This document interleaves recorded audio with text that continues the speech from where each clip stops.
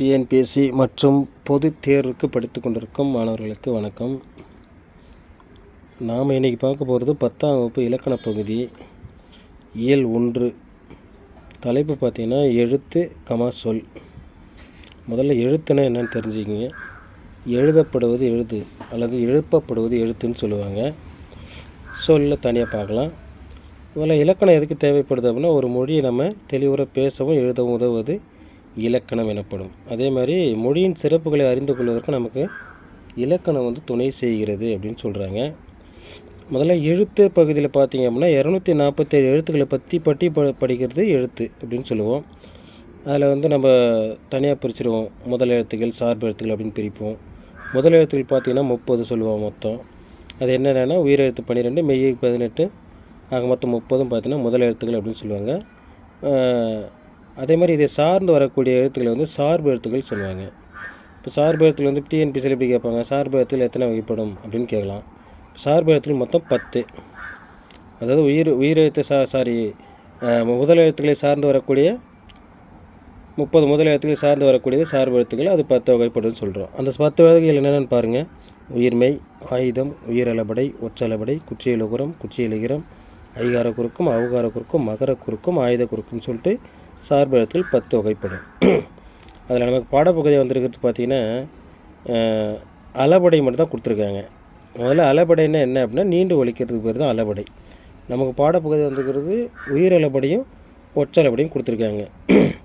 முதல்ல உயிரளபடை, உயிரெழுத்து அளபெடுத்தால் அது உயிரளபடை.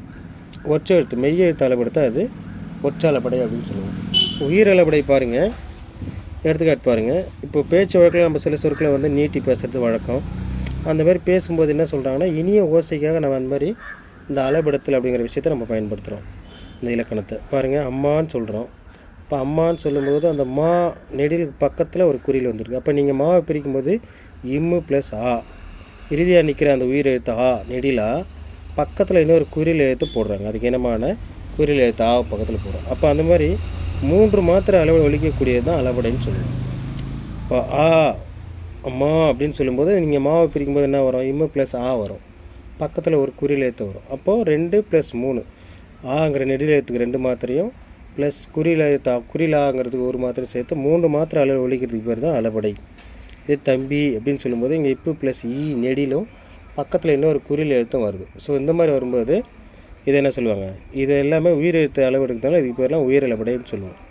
இப்போ உயிரளபடை என்ன டெஃபினேஷன் கொடுக்குறாங்க, செய்யுளில் ஓசை குறையும் போது அந்த ஓசை நிறைவு செய்ய மொழிக்கு முதலிலும் இடையிலும் இறுதியிலும் பார்த்திங்கன்னா இந்த நெட்டெழுத்துக்கள் நெடில் எழுத்துக்கள் 7 மட்டும்தான் என்ன பண்ணும், அளவெடுக்கும். அதுக்கு இனமான குற்ற எழுத்துக்கள் அது கூட சேர்ந்து அளவெடுக்கும். இப்போ ஆ நெடில் ஆக்க பக்கத்தில் குறிலா இனமான எழுத்துன்னு சொல்லுவாங்க. அதே மாதிரி ஈ நெடில் ஈக்கு பக்கத்தில் குறில் ஈ வரும். நெடில் ஊக்கு பக்கத்தில் குறில் ஊ வரும். ஐக்கு பார்த்திங்கன்னா ஈ வரும். ஓ நெடில் ஓக்கு பக்கத்தில் குறில் ஓ வரும். இந்த மாதிரிலாம் வரது உயிரெழுத்து அளபடை. அதனால் உயிரளபடைன்னு சொல்லுவாங்க. அதில் உயிரளபடை மொத்தம் 3 வகைப்படுன்னு சொல்கிறாங்க. முதலாவதாக பார்த்திங்கன்னா செய்யுளிசை அளபடை. அதுக்கு என்ன டெஃபினேஷன், செய்யுளில் ஓசை குறையும் போது அதனை நிறைவு செய்ய நெட்டெழுத்துக்கள் அளபெடுத்தலை செய்யுளிசை அளபடைன்னு சொல்கிறாங்க. செய்யுளில் எங்கெல்லாம் ஓசை குறையிற மாதிரி தெரியுதோ அந்த ஓசையை என்ன பண்ணணும், அந்த ஓசையை நிறைவு செய்வதற்காக பக்கத்தில் என்ன பண்ணணும், நெட்டெழுத்துக்களை அளவெடுக்கும். அந்தமாதிரி அளவெடுக்கிறதுக்கு பேர் தான் செய்யுள் இசை அளபடை. அதுக்கு இந்த அளபடைக்கு வேறு பேர் இசைநெறி அளபடை. டிஎன்பிஎஸ்சிலையும் சரி, பப்ளிக் எழுத போகிற மாணவர்களுக்கும் சரி, செய்யுள் இசை அளபடைன்னு வேறு பேருன்னு கேட்டால் இசைநெறி அளபடை அப்படின்னு சொல்லணும். ஓதல் வேண்டும் ஒளிமாழ்குன்னு சொல்லிட்டு ஒரு பாட்டு இருக்கும். அப்போ ஓதல் சொல்லும்போது நெடில் ஓக்கு 2 மாத்திரையும் பக்கத்தில் குறியில் ஓ வரக்கூடிய அதுக்கு 1 மாத்திரையும் மொழிக்கு முதல்ல அளவெடுக்கிறதுனால அது மொழி முதல்ல வரக்கூடிய செய்யுள் இசை அளபடை. அதே மாதிரி உரார்க்கு உருநோய் இந்த மிடில் வரக்கூடியது ரா இரு ப்ளஸ் ஆ பக்கத்தில் இன்னொரு ஆ வருது பாருங்கள். ஸோ இந்த மாதிரி வந்தால் அது மொழி இடை வரக்கூடிய அளபடைன்னு சொல்லுவோம். அதேமாதிரி படா அப்படின்னு சொல்லும்போது கடைசியில் அளவெடுப்பது. இந்த டா பிரிச்சுன்னா 8 + ஆ வரும், பக்கத்தில் இன்னொரு குறிலா வருது பாருங்கள். இந்த மாதிரி வந்தால் அது மொழி இறுதியில் வரக்கூடிய செய்யுள் இசை அளபடையாக வருது. அடுத்தது இன்னிசை அளபடைன்னா என்ன, செய்யுளில் ஓசை குறையாத போதும், அதாவது செய்யுளில் ஓசை குறையினாலும் பரவாயில்ல, அது இனிமையான ஓசைக்காக என்ன பண்ணும், அளபெடுக்கும்.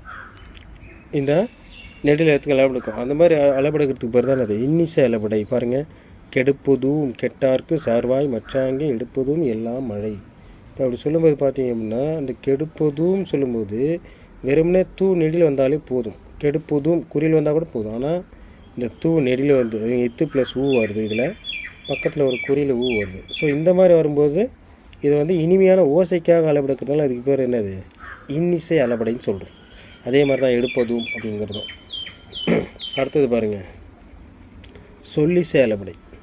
செய்யுளில் ஒரு பெயர் சொல் எச்ச சொல்லாக தெரிந்து, அதாவது ஒரு பெயர் சொல் என்னது, இப்போ ஒரு பெயர் இருக்குது அப்படின்னா அவங்க வந்து எச்ச பொருள், எச்சம்னா என்னது, கம்ப்ளீட்டாக வராமல் இன்கம்ப்ளீட்டாக வரதுங்கிறது எச்ச சொல். அந்தமாரி அளவெடுப்பது தான் என்னது, சொல்லிசை அளபடை. ஃபார் எக்ஸாம்பிள் பாருங்கள், உர நசை. இப்போ நசைன்னு வரும்போது சை இச்சு ப்ளஸ் ஐ ப்ளஸ் ஈ வருது பக்கத்தில். இப்போ நசை அப்படின்னு சொல்லும்போது ஒரு பொருளையும், அதே வந்து வர நசை, இப்போ உரநசை நரநசை அப்படின்னு சொல்லும்போது நசை அப்படின்னா வெறும்னே என்ன தன்னகர நசைன்னு வரும்போது ஒரு பொருளையும், அதே நசை பக்கத்தில் ஈ வரும்போது வேறொரு பொருள். அப்போ நசைனா விருப்பம்னு சொல்கிறான்.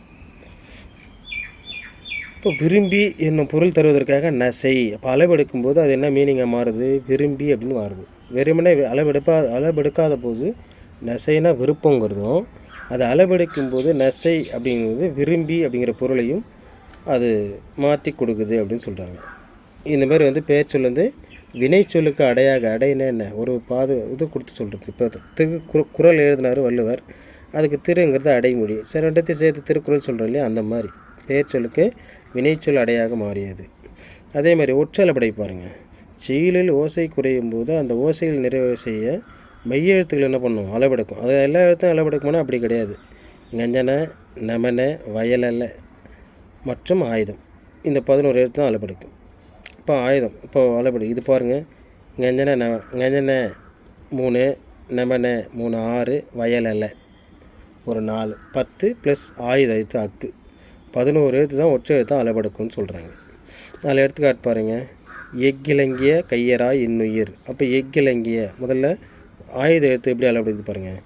எக்கு இப்போது மெய்யெழுத்து இக்குலேருந்து இன்ன வரைக்கும் பார்த்தீங்கன்னா அரை மாத்திரை தான். அந்த அரை மாத்திரைங்கிறது எந்த சேஞ்சஸும் கிடையாது. ஆனால் அது பக்கத்தில் இன்னொரு அரை மாத்திரையாக வர்றது, அந்த மாதிரி வர்றதுக்கு பேர் தான் ஒற்றை அளபடைன்னு சொல்லுவோம். இப்போ பாருங்கள், எக்கிலங்கிய இதில் ஒரு அக்கு வந்தாலே போதுமானது, ஆனால் இங்கே டபுளாக வருது. அப்போது கால் மாத்திரை இல்லாமல் அரை மாத்திரை அளவு அளபடுத்துறதுக்கு பேர் தான் ஒற்றை அளபடைன்னு சொல்கிறோம், ஒற்றை தலைப்படுத்தணும். அதே மாதிரி தான் வெகுவார்க்கு இல்லை. இப்போ இதுக்கு வந்து டேரெக்டாக உங்களுக்கு இன்னொரு மையத்தில் சொல்லணும் அப்படின்னா, எங்கு இறைவன் உலன், இப்போ டபுள் இங்கு வரும், எங்கு இறைவன் உலன் அப்படின்னு சொல்கிறான்னு வைங்களேன். அப்போ அந்த மாதிரி சொல்லும்போது அந்த ஏக்கு பக்கத்தில் 2 இங்கு வரும். அப்போ 2 இங்கு வரும்போது என்ன ஆகுது, அளபடைனாவே நீண்டு ஒழிக்கிறது, மாத்திரை அளவில் நீண்டு ஒழிக்கக்கூடியது அளபடைன்னு சொல்கிறோம். உயிர் எழுத்து பார்த்தோன்னா 2 மாத்திரைக்கு பக்கத்தில் இன்னொரு குறில் ஒரு மாத்திரை வந்து 3 மாத்திரை அளபெடுக்கும். ஆனால் மெய்யெழுத்தில் வந்து கால் மாத்திரை இக்கிலேருந்து இன்ன வரைக்கும் வரக்கூடிய மெய்யெழுத்தில் அரை மாத்திரை அப்படின்னா பக்கத்தில் இன்னொரு அதே சார்ந்த இன்னொரு எழுத்து வரக்கூடியது, அந்த மாதிரி வரக்கூடியது தான் ஒற்றல் அப்படின்னு சொல்லுவோம். இப்போ எங்கு இறைவன் உலன், அப்போ ஏ இங்கு இன்னொரு இங்கு அந்த மாதிரி போட்டு எழுதும்போது இப்போ ஒரு இங்குக்கு கால் மாத்திரை இன்னொரு இங்குக்கு கால் மாத்திரை அரை மாத்திரை அளவு நீண்டு ஒழிக்கிறதுக்கு வருது தானே அது ஒற்றளபடை அப்படின்னு சொல்லுவோம். இது வரைக்கும் நம்ம பார்த்தது எழுத்து மட்டும் பார்த்துருக்கோம். அதில் எழுத்துனா என்ன, இந்த எழுத்துனா எழுதப்படுவது எழுத்து, அந்த 247 எழுத்துக்களோட ஃபங்க்ஷன் என்ன, அதை பற்றி எல்லாமே படிக்கிறது எழுத்து. அதில் முக்கியமானது பார்த்தீங்கன்னா முதல் எழுத்து சார்பு எழுத்து. முதல் எழுத்துன்னு சொல்லும்போது உயிரெழுத்து 12, மெய் எழுத்து 18, 30, மொத்தம் 30 முதல் எழுத்து. அதை சார்ந்து வரக்கூடிய சார்பு எழுத்துக்கள் 10 வகைப்படும். அந்த 10 வகையில் இந்த அளபடை தான் நம்ம பார்த்துருக்கோம். உயிர் அளபடையும் ஒற்றை அளபடை மட்டும் தான் பார்த்துருக்கோம். உயிர் அளபடை 3 வகைப்படும். அது செயலி செயலபடை, இன்னி செயலபடை, சொல்லி செயலபடை 3ஆக பிரிச்சிடுறாங்க. ஒற்றை அளபடை பார்த்திங்க அப்படின்னா அது ஒரே வகை தான். ஒற்றை அளபடைனா ஒற்று தான். அது இப்போ பார்த்திங்க அப்படின்னா அது கால் மாத்திரைலேருந்து அரை மாத்திரையில் நீண்டு ஒழிக்கிறது ஒற்றை அப்படின்னு சொல்கிறோம். அந்த மாதிரி எழுத்து மட்டும் நம்ம இப்போ பார்த்துருக்கோம். நம்மளுடைய சேனலை சப்ஸ்கிரைப் பண்ணிவிட்டு பாருங்கள், கண்டிப்பாக உங்களுக்கு பயனுள்ள வகையில் இருக்கும். நீண்ட நாளாக வீடியோ போடாமல் இருந்திருக்கு, ஆனால் இனிமேல் வீடியோ கண்டினியூஸாக வரும். குறிப்பாக பொதுத் தேர்வு எழுதுகிற மாணவர்களுக்கும் இது பயனுள்ள வகையில் இருக்கும். 10ஆம் வகுப்பு பொதுத் தேர்வு எழுத போகிற மாணவர்களுக்கு இலக்கண பகுதியை நீங்கள் கவனிச்சிங்க அப்படின்னா கண்டிப்பாக உங்களுக்கு பயனுள்ள வகையில் இருக்கும். டிஎன்பிஎஸ்சிக்கு 2த்துக்கும் சேர்த்து தான் வீடியோ போட்டிருக்கோம். டிஎன்பிஎஸ்சிக்கும் உங்களுக்கு கை கொடுக்கணும் எப்படி சொல்கிறது, டிஎன்பிஎஸ்சி தான் மெயினாக சொல்கிறோம். 10ஆம் வகுப்பு படிக்கிற மாணவர்களுக்கும் கண்டிப்பாக பயனுள்ள வகையில் இருக்கும். லைக் பண்ணுங்கள், ஷேர் பண்ணுங்கள், சப்ஸ்கிரைப் பண்ணுங்கள், மறக்காமல் கமெண்ட் பண்ணுங்கள். நன்றி, வணக்கம்.